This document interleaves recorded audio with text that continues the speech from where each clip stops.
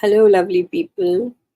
So, today I'm in a different place, and the lighting is pretty dramatic, I guess. So, today I'm going to talk about the love languages. All of us have a way of communicating, how we like to talk to our partners. Um, what is it that is important to us, and what is our love language?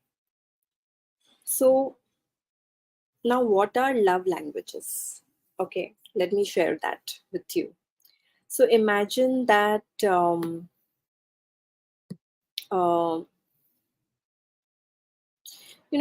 each of us has a unique way of feeling loved and appreciated.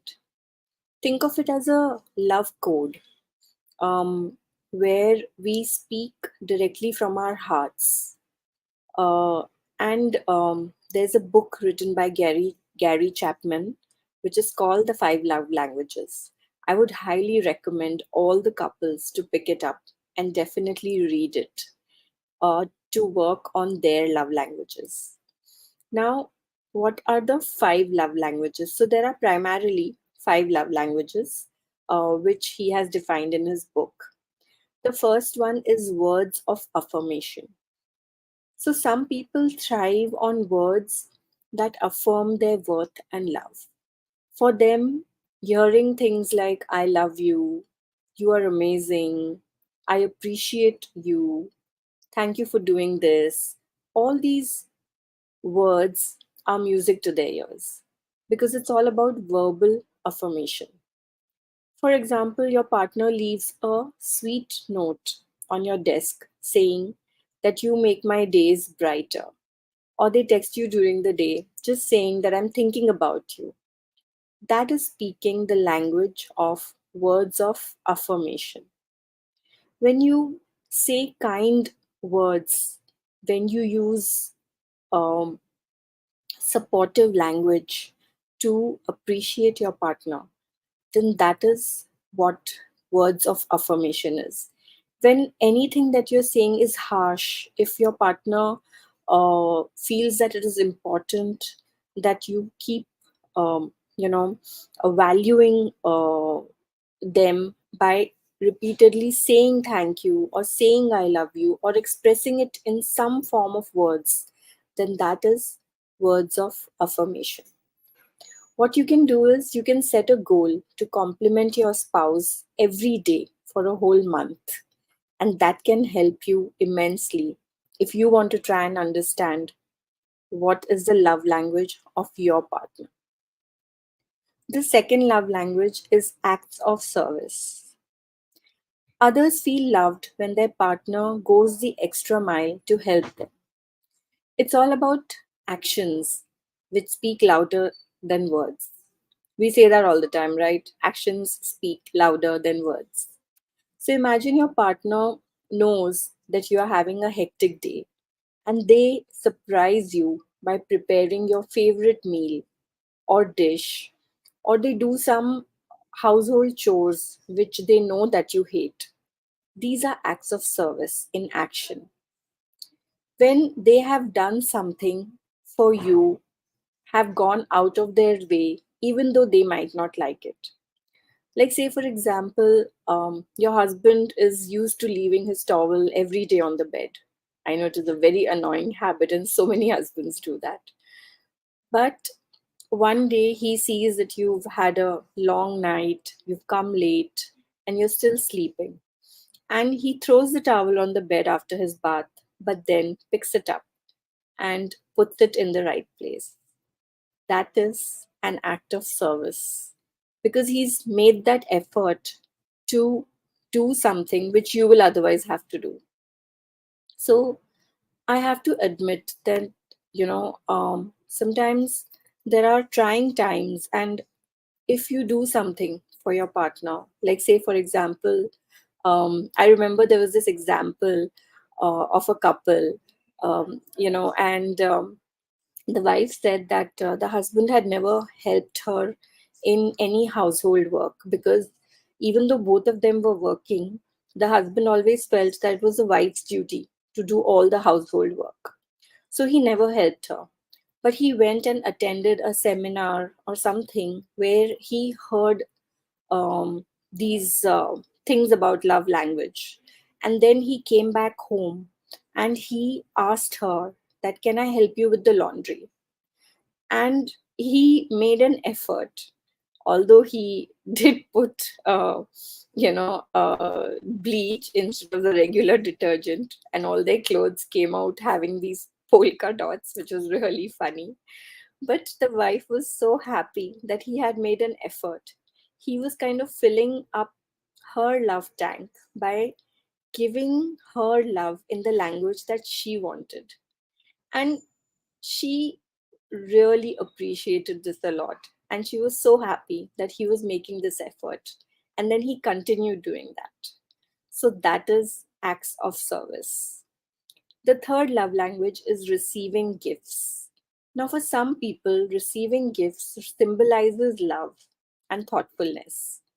It's not about the cost, but the sentiment that goes beyond behind the gift that you buy. Say, for example, you're a spender, and then you will have little difficulty purchasing gifts for your spouse. But say you are a saver, then you will have emotional resistance to the idea of spending money as an expression of love. Now, if you discover that your spouse's primary love language is receiving gifts, then perhaps you will understand that purchasing gifts for him or her is the best investment that you will ever make. You are investing in your relationship and filling up your spouse's emotional love tank. And with a full love tank, he or she is likely to reciprocate the emotional love to you in a language that you understand. So, this is very, very important. Another gift that you can give to your partner is your physical presence, especially in the times of crisis. Death is inevitable. Your partner is going to lose someone or the other, or something. Some crisis might come in any form in life, which keeps happening. So at that time, your physical presence is going to be very, very important. And if you are not present at that time, then that is something which your partner will never forget. These are very small things, but they matter a lot. And that is why you need to make an effort to understand what your partner's love language is. And also find out what is your love language and then communicate that to your partner.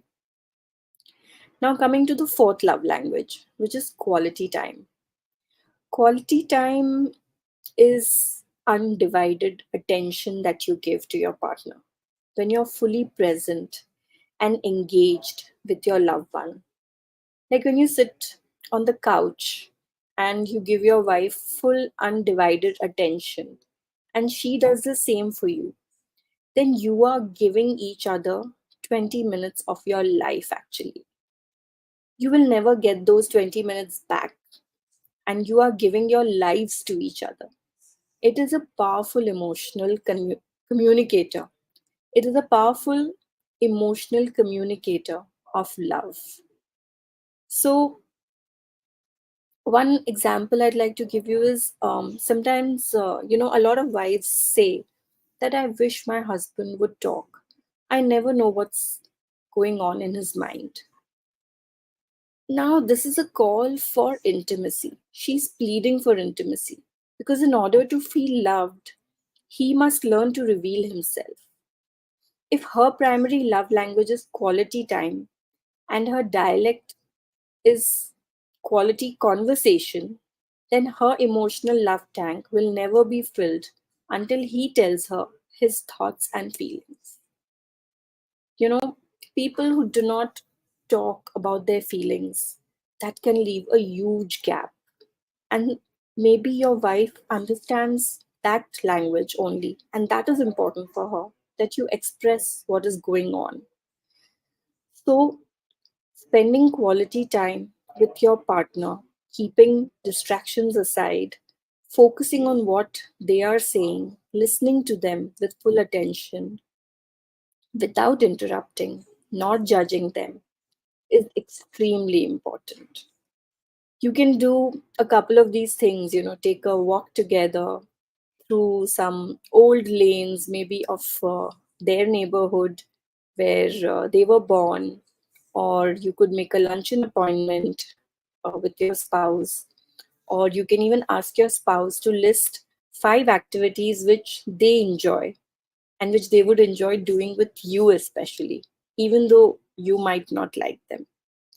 So, that is about quality time. And the last love language is physical touch. And then there are those who communicate love through physical touch, right? A hug, a kiss, or simply holding hands can fill their love tank. For example, when you maybe have a habit of giving a hug to your partner before he leaves home or before you leave home, and you do the same when he comes back, then that is a physical touch.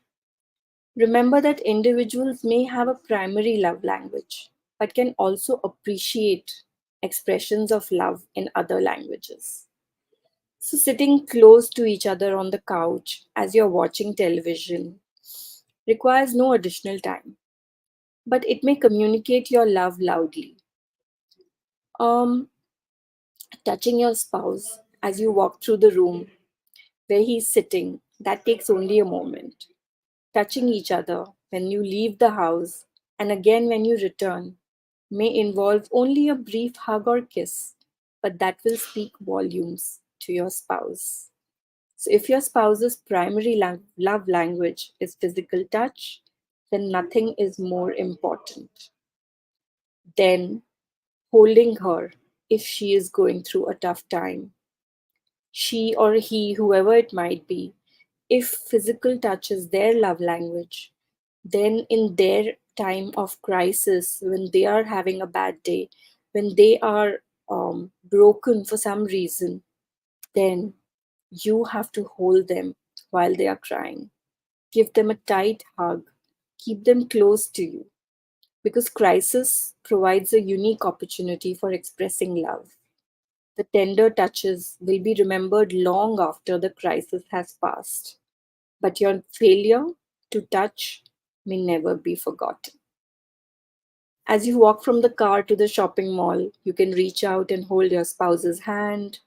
When your spouse arrives at home, you can meet him or her and give them a big hug. You can initiate some naughtiness in the bedroom by just giving a foot massage to your partner. All these different things are ways in which you can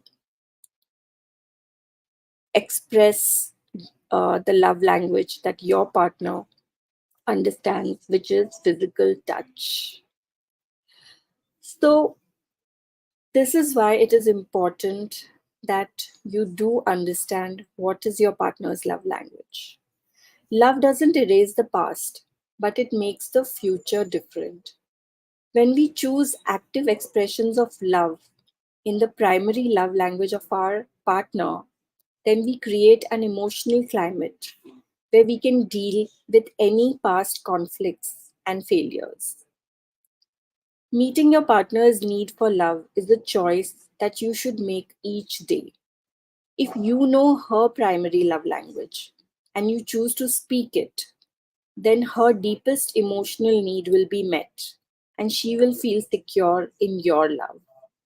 If she does the same for you, then your emotional needs are met and both of you live with a full tank of love. In a state of emotional contentment, both of you will give your creative energies to so many other projects outside the marriage while you continue to keep your marriage growing and exciting and keep the spark alive. So, that is why love languages are extremely important. And intimacy is where the love languages can truly shine. Imagine making your partner feel loved and desired in a way that speaks directly to their heart. So, when you do that, intimacy is enhanced and it becomes more beautiful, more sacrosanct, and um, just creates a beautiful connection between the two of you. Remember that love doesn't keep a score of wrongs. Love doesn't bring up past failures. None of us is perfect. In marriage, we do not always do the right thing. We have sometimes done and said hurtful things to our spouse, to our partner. We all have done that. I have done that. But we cannot erase the past. We can only confess it and agree that it was wrong. We can ask for forgiveness and try to act differently in the future, correct our mistakes. If we instead choose justice and seek to pay our spouse back, then we are just judging and making her a victim. Intimacy becomes impossible. But if, however, we choose to forgive, then intimacy can be restored. So, forgiveness is the way of love. So, here's your challenge for today: discover your own love language and that of your loved one. Start speaking their language and watch how your relationships flourish. Sure, share your experiences and um, what have you learned today, your insights in the comments below, and let's learn from each other. Don't forget to hit the like button if you found this session valuable and share it with someone who could benefit from it. Maybe you know a couple who doesn't understand each other so much because their love languages are different and so they are constantly arguing. Just share this video with them and maybe they will get some insight. They will make some effort to correct their wrongs and to rediscover their relationship. So, in the end, remember that love languages are like the secret code to building deeper, more fulfilling connections. So, let's start decoding and sharing the love. I shall see you next time in my next live. Till then, goodbye and take care.